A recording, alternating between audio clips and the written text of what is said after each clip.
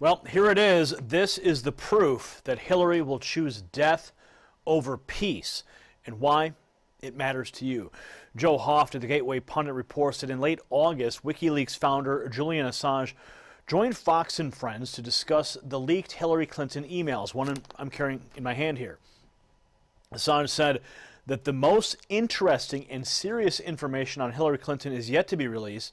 However, when he was pressed as to what the most damaging email to date is, Assange noted a stream of emails related to Hillary Clinton's involvement in Libya. Now, Assange stated that 1,700 emails were released related to Hillary's involvement in Libya, but perhaps none of them were as damaging than this one right here. It's referred to as the Libya TikTok email, or some refer to it as Hillary's internal brag sheet of how she was the person behind the Libyan catastrophe. And the reason we call it a catastrophe is because look what's happening now. You've got the power vacuum, and now it's a safe haven for ISIS. So Hillary is directly responsible for that, and she loves to brag about it. Now, they state that after pursuing the WikiLeaks TikTok email, it was located, and as Assange warned, it is extremely, extremely damaging for Hillary. Now, in the email, the Clinton team lists all of the actions that Hillary took credit for as the architect of the U.S. involvement in Libya. She runs down the list. February 25th, HRC, that's the Hillary Rodham Clinton. HRC announces suspension of operation of the Libyan embassy in Washington.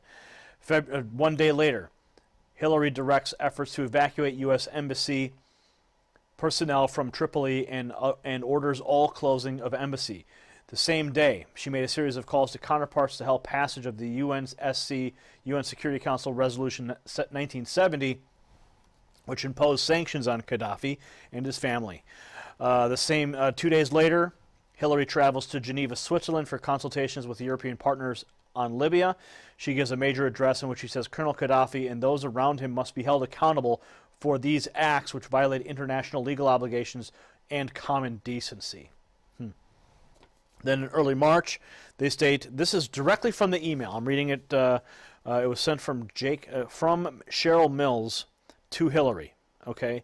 And it was a draft that was from Jake Sullivan, who was creating the talking points, the brag sheet here. Now, early March, Hillary Clinton appoints Special Envoy Chris Stevens to be the U.S. representative to Benghazi. Little did he know that he would never return. March 14th, Hillary travels to Paris for the G8 Foreign Ministers meeting.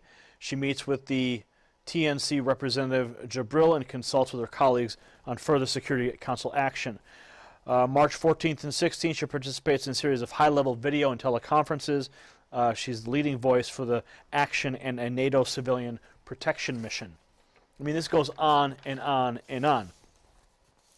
I mean, date after date after date. This is like the timeline of the destruction of a nation that is now steeped in terrorism.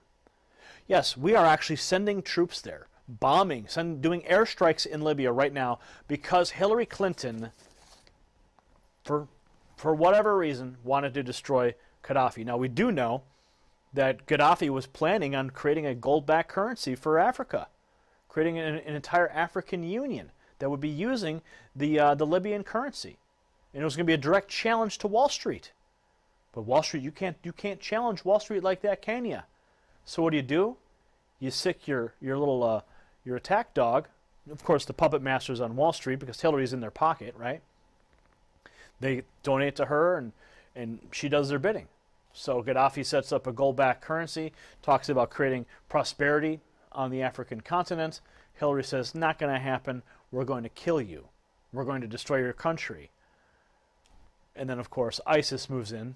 And now, but it's so funny how they try to deny that reality.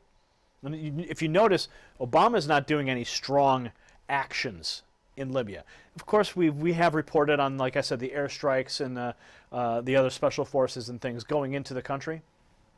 But if Obama did an overt, full-blown military invasion of Libya, it would only make Hillary look bad. So what they're trying to do is just hold it off until, God forbid, Hillary gets into office, and then she'll finish off Libya.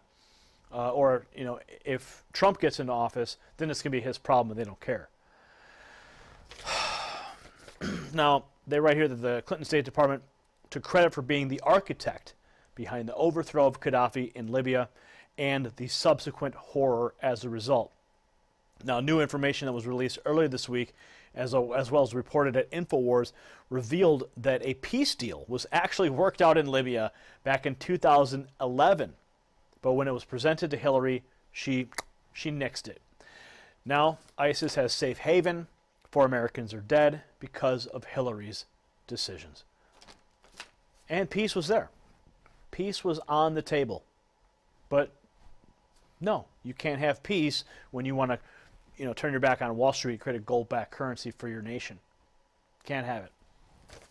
So, what are your thoughts on this? Comment below. Subscribe for updates if you like what we're doing. Give us a thumbs up and share this report. For the Next News Network, I'm Gary Franchi. Hillary for Prison shirts now available. Link in the description.